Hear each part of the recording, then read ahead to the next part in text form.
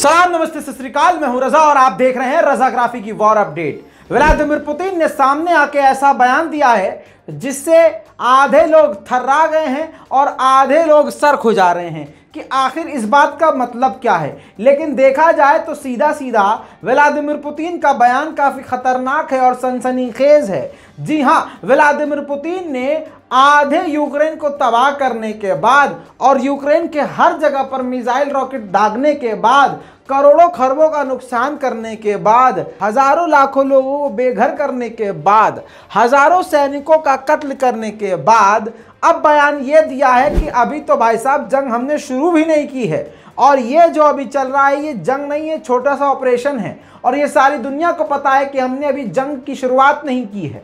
और वक्त के साथ साथ अभी तो रास्ता खुला है पीस टॉक का, वक्त के साथ साथ ये बातचीत के रास्ते और मुश्किल हो जाएंगे और पीस टॉक काफ़ी मुश्किल हो जाएगा। अभी लिमिटेड ऑफर है, अभी यूक्रेन बैठकर बात कर ले तो बात अलग है। इसी के साथ व्लादिमीर पुतिन ने कहा कि सारी कंट्रीज ने देख लिया है और जोर लगा लिया है कि हम हारें, लेकिन ऐसा हुआ नहीं और ऐसा होगा। इस बयान के बाद अब कहा यह जा रहा है कि व्लादिमीर पुतिन ने क्लियर कर दिया है कि वो मजबूत हैं और उनके इस बयान के बाद जो कि खुद उन्होंने अपनी ज़बान से दिया है और सामने आकर मीडिया को दिया है, इससे साबित हो गया है कि अभी और खतरनाक जंग हो सकती है। व्लादिमीर पुतिन का वो एक्सक्लूसिव बयान। Мы не отказываемся и от мирных переговоров, но те, кто отказывается, должны знать, что чем дальше, тем сложнее им будет с нами договариваться. Уважаемые коллеги, патриотический государственный подход в полной мере отражается в работе Государственной Думы. По сути, определяет всю законотворческую, политическую повестку.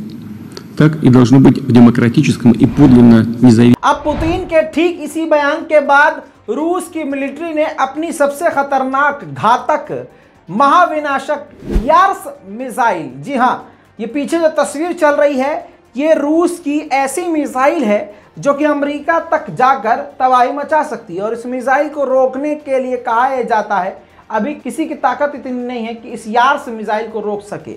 महाविनाशक ये खतरनाक मिसाइल है जिसका जो है ड्रिल किया गया है, युद्ध की तैयारी की गई है, किस तरह से जंग में इसको लेके उतरना है, किस तरह से इसको तैनात करना है, किस तरह से इसको कहाँ दागना है, इन सब की तैयारियां इस ड्रिल में करके दिखाई गई हैं। व्लादिमीर पुतिन का ये कहना कि अभी तो जंग छेड़ी नहीं है, उसके बाद ये 12,000 किलोमीटर तक मार करने वाली यार्स मिसाइल का मैदान जंग में उतार देना इस बात की दलील है कि रूस के इरादे खतरनाक हैं। वहीं एक बड़ा खुलासा हो गया है। इस खुलासे से एक बात क्लियर फिर हो गई है, जो बात 1 महीने पहले मैंने कही थी कि ये जंग काफ़ी लंबी चलेगी, अब क्लियर हो गई है। बेलारूस के खुफिया एजेंसी के चीफ ने क्लियर कट बात कह दी है कि अमेरिका, पोलैंड और यूरोप के कई देशों को मैदान जंग में सीधा रूस के खिलाफ उतारना चाहता है। खुद नहीं उतरेगा, दूसरों को उतारना चाहता है। सारी दुनिया ये जानती है कि अमेरिका और इजराइल सीधे हमला नहीं करते हैं, या ये दो को लड़वा देते हैं या फिर पीछे से हमला करते हैं। वही काम अमेरिका का यहाँ भी जारी है। दोस्तों, अब आपको बताऊं, बड़ी खबर एक आपके सामने रख रहा हूं। इस जंग से पहले यूक्रेन और रूस की जंग की शुरुआती दौर में जब अभी रूस ने हमला नहीं किया था तो फ्रांस के इमैनुअल मैक्रोन ने व्लादिमीर पुतिन को कॉल किया था और उनसे बातचीत करने की कोशिश की थी। लेकिन रूस के प्रेसिडेंट व्लादिमीर पुतिन जंग के लिए सारी तैयारी कर चुके थे। अब वो इस बात को आगे नहीं बढ़ाना चाहते थे, तो फ़ोन रखने के लिए, टरकाने के लिए फ्रांस के राष्ट्रपति को कहा यह था पुतिन ने कि मैक्रोन साहब, अभी तो मैं जिम में हूँ, इसके बाद मैं आइस स्केटिंग करने जाऊँगा, आपसे मैं बाद में बात करूँगा। इस बात को इमैनुअल मैक्रोन अच्छी तरह समझ गए कि रूस के प्रेसिडेंट का पॉजिटिव रेस्पॉन्स नहीं है और वो बात नहीं करना चाहते, जिसके बाद इमैनुअल मैक्रोन ने भी गुड बाय कह के फ़ोन काट दिया था। लेकिन फ्रांस के टीवी चैनल के पास इसकी रिकॉर्डिंग मौजूद थी जो लीक हो गई। अब ये बातचीत जो दोनों देशों के प्रेसिडेंट की लीक हुई, फ्रांस की तरफ से लीक हुई वो रिकॉर्डिंग फ्रांस के मीडिया चैनल पर मौजूद है, जिसके बाद ये अब जाकर लीक हुई है और अब बवाल कट गया है। अब आपको बताऊं कि इस पर रूस के विदेश मंत्री सर्गेई लावरोव बुरी तरह से फ्रांस पर भड़क गए हैं और कहा है कि ये दोनों देशों के बीच की जो डिप्लोमेसी है उसको कमज़ोर करेगी और भरोसे को कमज़ोर करेगी। आखिर ऐसा कैसे हो सकता है कि दो देश के राष्ट्रपति के बीच की बात पब्लिक में चली जाए और वो बात लीक हो जाए? ये बहुत अनप्रोफेशनल है और ख़तरनाक है। अब इससे हम फ्रांस के ऊपर भरोसा करने में संकोच करेंगे। वहीं रूस को काफ़ी बड़ी कामयाबी यूक्रेन के अंदर मिली है। जर्मनी के 2 सैनिकों को यूक्रेन में गिरफ्तार किया है, जो कि रूस के क्रीमिया के एरिया के ब्रिज को उड़ाने का प्लान कर रहे थे। ये दोनों जर्मनी के हैं, जो कि यूक्रेन की तरफ से रूस को नुकसान पहुंचाने के लिए जंग में उतरे हुए थे। अब आपको बताऊं, यूरोपीय यूनियन ने भी अमेरिका की बात सुनकर रशिया पे पाबंदी लगा तो दी, लेकिन रूस पर पाबंदी लगाने का ठीक वही वाला हाल हुआ है जैसे जिस डाली पर बैठा हुआ लकड़हारा होता है और उसी डाली को काट देता है। अब आपको बताऊं कि यूरोप के 12 देशों को ऑलरेडी गैस तेल देना बंद कर चुका है रशिया। अब यूरोपीय यूनियन ने कहा है कि पूरे यूरोप की गैस सप्लाई रशिया रोक सकता है। इसके अलावा 90 लाख लोग यूक्रेन के रूस की वजह से ऑलरेडी बेघर हो चुके हैं। वहीं एक बड़ी खबर कंफर्म करना चाहता हूं, G20 की मीटिंग में मॉस्को खुद शामिल होगा। जी हां, मतलब रशिया शामिल होगा और रूस के व्लादिमीर पुतिन खुद वीडियो कॉन्फ्रेंसिंग के जरिए इस G20 की मीटिंग में शामिल होंगे। अब आपको बताऊं, स्नेक आइलैंड से जब रूस ने जानबूझकर कदम पीछे खींच लिए, क्योंकि इस आइलैंड से दूसरे देशों को अनाज पहुंचाता था यूक्रेन, रूस ने नरमी दिखाई और वहां से कदम पीछे घसीट लिए। खाली आइलैंड देखकर यूक्रेन के सैनिक वहां पहुंच गए और अपनी दादागिरी दिखाने के लिए वहां पर यूक्रेन का झंडा गाड़ दिया और यूक्रेन के झंडे को लहराने लगे।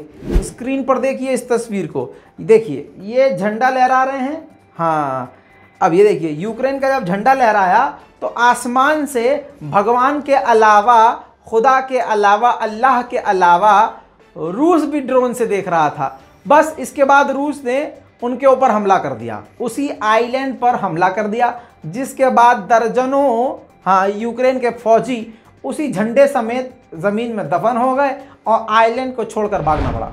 अब इसी जंग के दौरान रूस ने बड़ी बात बताई है। रूस ने कहा है कि शायद हमारे जनरल, शायद कहा है, शायद हमारे जनरल जो यूक्रेन पर ऑपरेशन हो रहा है, हमले हो रहे हैं, उसको कुछ दिन के लिए, कुछ वक्त के लिए रोक दें, ताकि यूक्रेन में जो हमारे सैनिक चारों तरफ बिखरे हुए हैं वो एक जगह इकट्ठा हो जाएं। अब आपको बता दूं कि तुर्की के फॉरेन मिनिस्टर से रूस के फॉरेन मिनिस्टर की मुलाकात हो गई है। G20 की मुलाकात शुरू हो चुकी है, लोग आना शुरू हो चुके हैं। क्लियर कर दूं, जो फॉरेन मिनिस्टर हैं वो फिजिकली इस मीटिंग में जाएंगे और जो प्रेसिडेंट और प्रधानमंत्री होंगे दूसरे देशों के, वो वीडियो कॉल के जरिए इस मीटिंग में जुड़ेंगे। वहीं आपको बता दूं, यूके के यानी ब्रिटेन के प्राइम मिनिस्टर जो भारत आकर बुलडोजर पर चढ़कर बुलडोजर को प्रमोट कर रहे थे, वक्त का बुलडोजर उन्हीं के थूथड़े पर चल गया और उनको रिजाइन देकर भागना पड़ा। अब आपको बता दूं कि वही प्रधानमंत्री रूस के खिलाफ भी बहुत ज़्यादा बौखला रहा था और भकर भकर बोल रहा था। अब हुआ यह है कि रिज़ाइन देना पड़ा है, जिस पर रूस ने भी बयान जारी करके कहा है कि ये ज़ेलेंस्की का संरक्षण था, ज़ेलेंस्की को ये सपोर्ट कर रहा था और इस जंग को बढ़ा रहा था। अब ये जोकर अब भाग रहा है, जोकर कहा गया है रूस के द्वारा इनको। अब जब रूस ने BM बोरिस जॉनसन को जोकर कहा तो यूक्रेन क्या कहेगा? यूक्रेन के ज़ेलेंस्की ने उनको हीरो करार दिया है और कहा है कि यूक्रेन के सच्चे दोस्त थे, सच्चे प्यारे थे, उन्होंने यूक्रेन के लिए बहुत किया, बहुत कुछ किया और यूक्रेन और हम और यहाँ के लोग हमेशा PM बोरिस जॉनसन को याद रखेंगे। वहीं आपको बता दूं, इस वीडियो को देखिए, ज़ेलेंस्की जिसमें गिरफ्तार किए गए हैं और गिरफ्तार करके यूक्रेन के ही एक बड़े दफ्तर में यूक्रेन की गद्दी पर बैठे हुए हैं रमज़ान कादिरोव, उनके पास उनको लाया गया है और जिसमें पूरी एक्टिंग करी गई है और एक्ट किया गया है, जिसमें ज़ेलेंस्की ने माफ़ी मांगी है और कहा है कि मुझे आप अपनी रमज़ान कादिरोव से कहा है कि आप अपनी टीम में शामिल कर लीजिए, आप अपने सेना में शामिल कर लीजिए। इस तरह का मजाक उड़ाया गया है और यूक्रेन को जलील किया गया है। इसमें रमज़ान कादिरोव और उनके सैनिक खुद एक्टिंग में शामिल हुए हैं और जो ज़ेलेंस्की का बिल्कुल ज़ेलेंस्की की तरह दिखने वाला जो व्यक्ति है, इसको रूस से बुलाया गया था। ये रशिया का एक एक्टर है। वहीं रूस ने फिर से डोनेट्स्क के इलाके पर खतरनाक बमबारी करी है।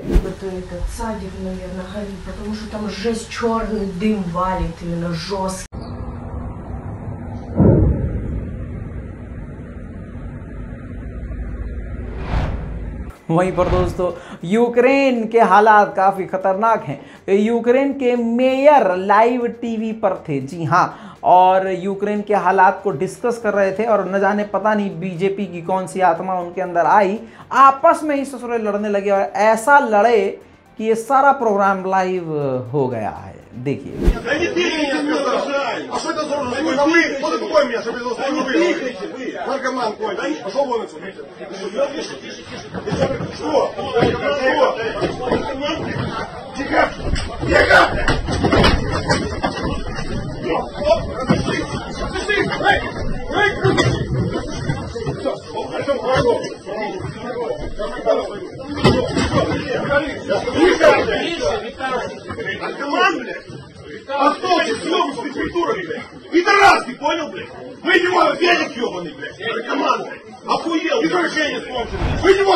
अब रूस ने अपने हमलों को थोड़ा सा बढ़ा दिया है। अब रूस की आर्मी यूक्रेन पर बिना रुके रॉकेट दाग रही है। देखिए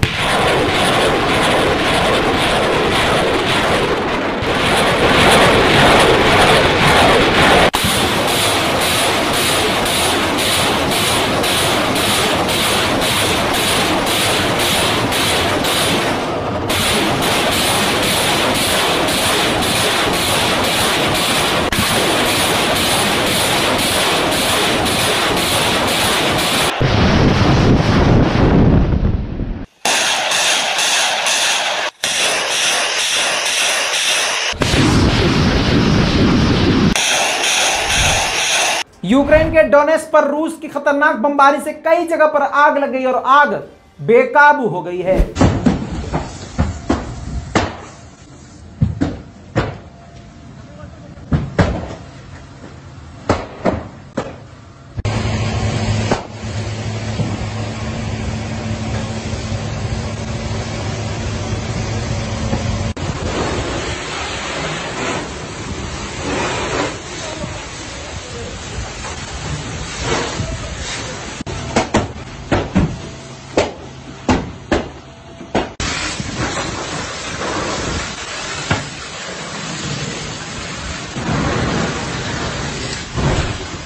वहीं आपको बिना रुके सीधा स्क्रीन पर फुटेज लगाऊंगा, इसको देखिए। ये रमजान कादिरोव की नई सेना तैयार हो गई है, नया बेस तैयार हो गया यूक्रेन के अंदर ही। इसके अलावा आप देख सकते हैं कि सेना पूरी तरह से तैयार है, हथियार बंदे हैं और पूरी तरह से अब यूक्रेन के ऊपर बड़े हमले की तैयारियां शुरू हो चुकी हैं। बस रूस के राष्ट्रपति व्लादिमीर पुतिन के इशारे की देरी है। वहीं पर एक साथ Su-35 फाइटर जेट और BUK M3 air defence system, इन दोनों का इस्तेमाल रूस ने एक साथ करना शुरू कर दिया है। देखिए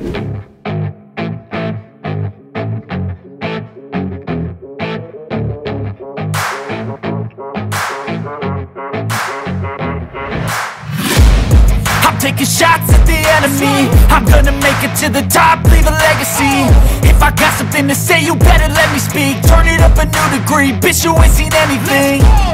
I pop off with the new rock, electronic, blow the sonic roof up. I'm too honest when I take a few shots. They're too toxic, need to take the news off. You cannot save me, 'cause I don't need saving. It's everything I've been chasing, all here for the taking. Don't wanna test your luck with me, I think I've had enough disease. I'm sick of all the bad thoughts, people who are half-nots. अब आपको बता दूं कि रूस Israel America से भी हथियार बनाने में आगे है। इस बात को खुद अमेरिका मानता है कि छुपे हुए हथियार हैं उसके पास। अब एक हथियार के बारे में मैंने आपसे बात करी थी कि इस जंग में जो एक नया हथियार, एक नई ऐसी गन बनाई है रशिया ने, जो कि ड्रोन को मार गिराएगी, उसका इस जंग के अंदर सफल परीक्षण किया है। अब इसकी तस्वीर आपकी स्क्रीन पर देखिए, पूरा का पूरा असली तस्वीर देख लीजिए।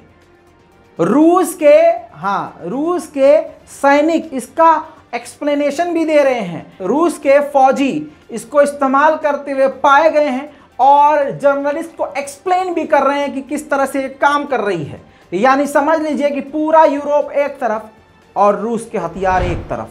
वहीं आपको बता दूं कि रूस ने काफ़ी खतरनाक काम किया है। स्क्रीन पर इस तस्वीर को देखिए। यूक्रेन ने इस तस्वीर को जारी किया है, दिखाया है कि लाखों टन अनाज को किस प्रकार से, देखिए गेहूं की खेती है, पूरी तरह से इस अनाज को रूस ने जलाकर राख कर दिया है। वहीं अपडेटेड जानकारी बता दूं, लिथुआनिया ने तुर्की से बैरक्टर TB2 ड्रोन चंदा इकट्ठा कर खरीदा और अब उसको यूक्रेन को सौंप दिया है। इसके अलावा रूस ने माइकीविया के नए इलाके पर, नई बिल्डिंग पर बड़ा हमला कर दिया। यह हमला देर शाम को 6 बजे के बाद किया, जिसके बाद ऐसे हालात हैं।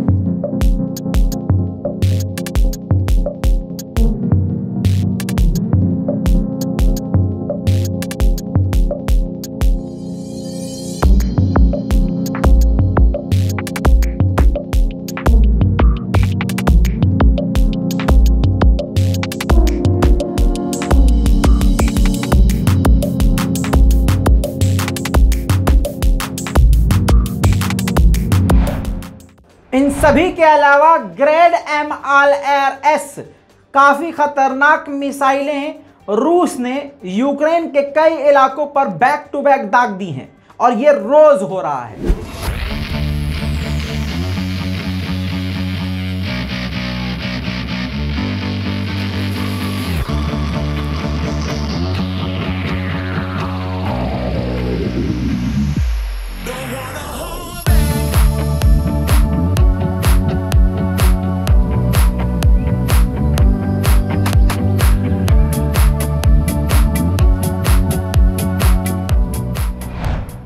देखा दोस्तों, अब इन सभी के अलावा रूस ने अपने नए Mi-8 एडवांस अटैक हेलीकॉप्टर को भी, जो एक साथ मिसाइल, रॉकेट और गोली दागने में सक्षम है, इसको इस्तेमाल करना शुरू कर दिया है। देखिए ये खौफनाक मंजर किस तरह से यूक्रेन पर हावी हो रहा है रूस।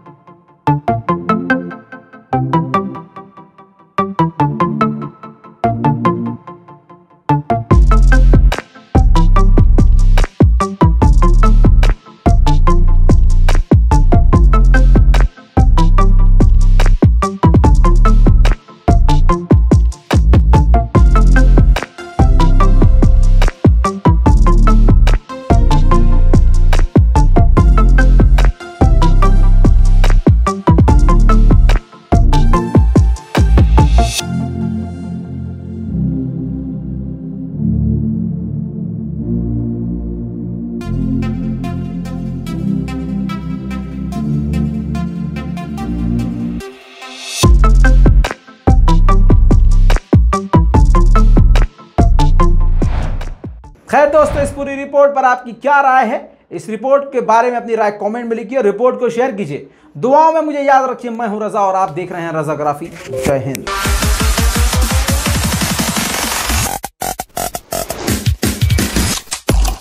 तेरा बाप आया।